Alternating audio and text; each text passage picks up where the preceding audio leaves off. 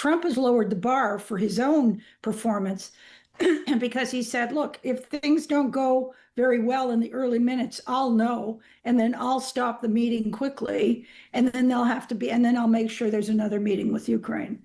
So he's already set up the fact that this may be a dud. Joining me now is Diane Francis, editor-at-large of the National Post and senior fellow at Atlantic Council, who reports extensively on Russia and has met Vladimir Putin. Welcome to the show, Diane. Glad to be here. Okay, well, the first thing is the obvious question. From your perspective, what can we expect to take place later today? Obviously, it's the theatre after the event that is going to be capturing everyone's attention.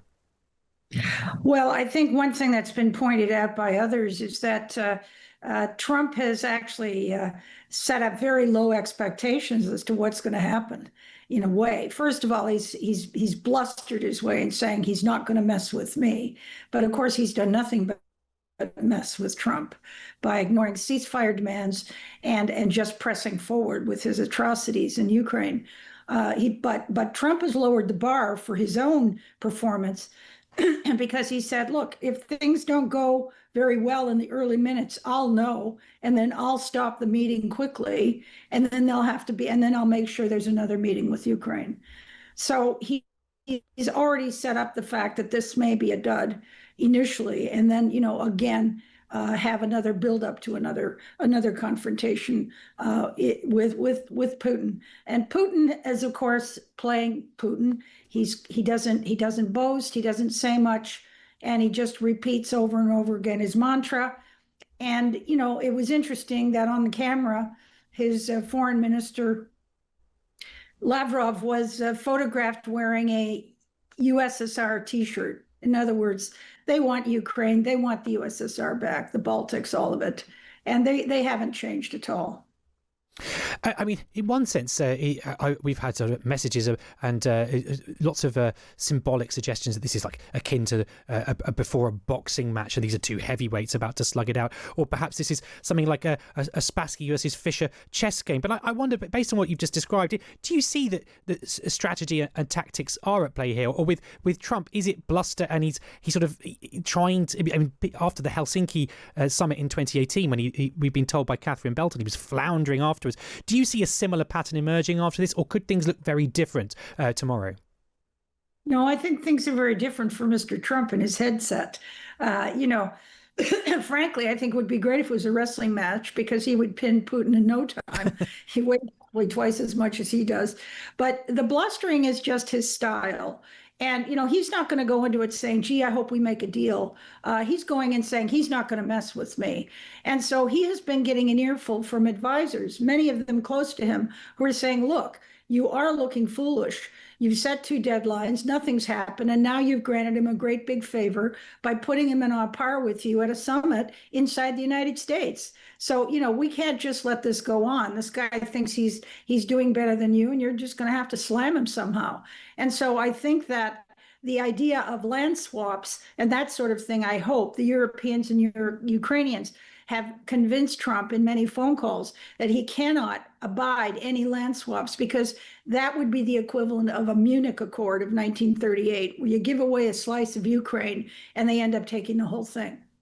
Yes, and I want to go further into this issue about the European allies and to get your take on this, because clearly by it being a one-on-one meeting between Trump and Putin, Trump is effectively sort of denying a role at the table, obviously for Zelensky, but also for his NATO counterparts. So meanwhile, Zelensky has been meeting Keir Starmer and discussing matters with European leaders over in Europe. But what do you see the European role here? Is it just to try and get somewhere inside Trump's brain to sort of make sure that they are not crowded out when he's discussing with Putin, or is everyone in Europe basically hanging on to see what happens? Are we kind of passengers? Well, we're in a transition phase.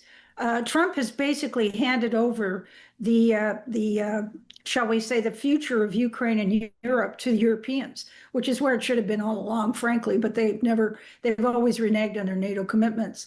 The point is that now we have a new situation where, yes, Europe has assumed that it's going to have to build a huge armed force, pay 5% of GDP in military protection, and get their act provide security guarantees to Ukraine, because Ukraine, they have now accepted, is a European country that they're responsible for. So that's a big sea change. But the other thing is, there's no denying the fact that the United States has the most powerful military now in history, far more powerful than Putin's. And and that's going to, whatever they contribute to Ukraine from now on, is going to be paid for by Europe. So the fact that you have these two guys and not Europe in the room makes it a cleaner meeting. But the Europeans have been talking for hours to Trump, to apprise him of what their red lines are. And I think that we do have a benefit for Ukraine, in as much as the Europeans have now assumed all the cost of the war, the cost of rebuilding, and they are counseling and working with the Americans and doing whatever they can, including writing all the checks. And just finally then, Diane, because you sort of alluded to this at the start of the conversation, but I wonder whether you have any thoughts. Obviously, everyone is making predictions here, there and everywhere, but nobody knows where this is going. But do you think the outcome most likely after tonight is that there will be more discussions, that Trump and Putin will meet again, that it's in both their interest to string this out? Or could you see any way in which something comprehensive that is palatable to all sides could come out of it? Well, I think my total guess is that Trump has set it up so the meeting won't last very long, the one-on-one meeting.